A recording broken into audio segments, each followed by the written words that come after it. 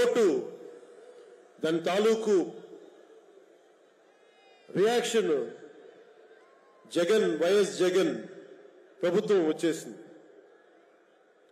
నేను ఏ రోజున కూడా ఒక దశాబ్దం కాలం పాటు చాలా సుదీర్ఘమైన అనుభోగిలో రాజకీయాలకు ఈ ఆంధ్రప్రదేశ్కి కావాలి, నా వంతు కృషి నేను మద్దతు ఇద్దామని ఆ ప్రయత్నంలో మనం మిస్ అయ్యాం. దాన్ని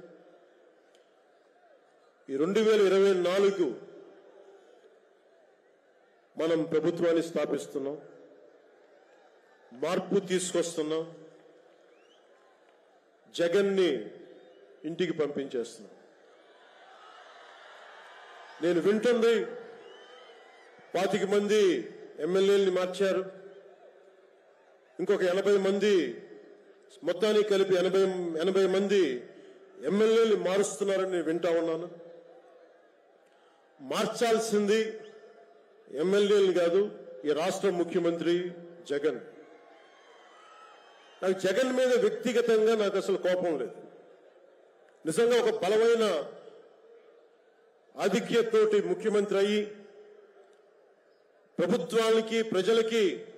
ప్రభుత్వాన్ని సమర్థవంతంగా నడిపి ప్రజలకి మేలు చేయాల్సిన వ్యక్తి కూల్చివేతలతో మొదలుపెట్టాడు. ప్రత్యర్థుల్ని ఇబ్బంది పెట్టే విధంగా, ప్రతి ఒక్కరిని ఎదురు తిరిగితే ఏంటని ప్రశ్నిస్తే వారిని కేసులు బనాయించి ఇబ్బంది పెట్టే పరిస్థితుల్లో ఈ ముఖ్యమంత్రి ఉంటే నేను ఇలాంటి ప్రభుత్వం ఉంటుందని నేను ఊహించలేదు. ఆయన స్వయంగా ప్రమాణ స్వీకారానికి నన్ను ఆహ్వానించినప్పుడు వారికి ఒకటే తెలియజేశాను, మీరు చాలా సమర్థవంతంగా పరిపాలించండి, ప్రజలకి మేలైన ప్రభుత్వం ఇవ్వండి, మేము ఒక పార్టీగా ప్రజల పక్షాన్ని వహించి సద్విమర్శ చేస్తాం అని అంటే చెప్పి ఆయనకి నా శుభాకాంక్షలు తెలియజేశాను.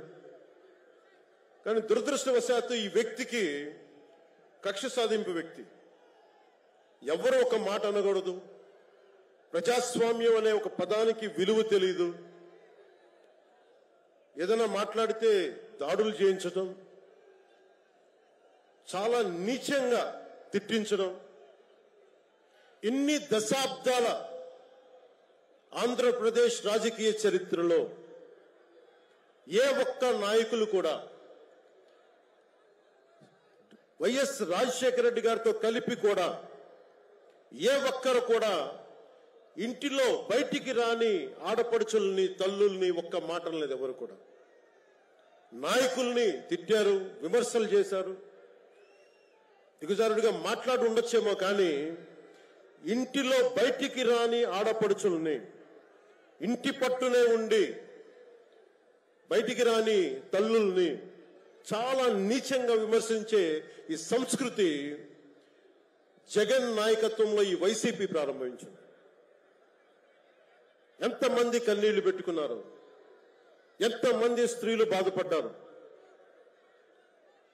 ఒకటే అనిపిస్తుంది, ఈ వ్యక్తికి అడగాలనిపించినప్పుడు ఇంట్లో ఉన్న తల్లికి చెల్లికే విలువ ఇవ్వనేవాడు మన ఇంట్లో ఉన్న ఆడపడుచులకి ఏం గౌరవిస్తాడు? ఇంట్లో తల్లికి చెల్లికి విలువ ఇవ్వనేవాడు 30,000 మంది ఆడపిల్లలు అదృశ్యం అయిపోతే ఏం పట్టించుకుంటాడు? మొన్న 22 ఒక సంవత్సరంలోనే ఎన్సీఆర్బీ డేటాలో దాదాపు 10,000 మంది ఆడపిల్లలు అదృశ్యం అయిపోయారు ఒక సంవత్సరంలోనే.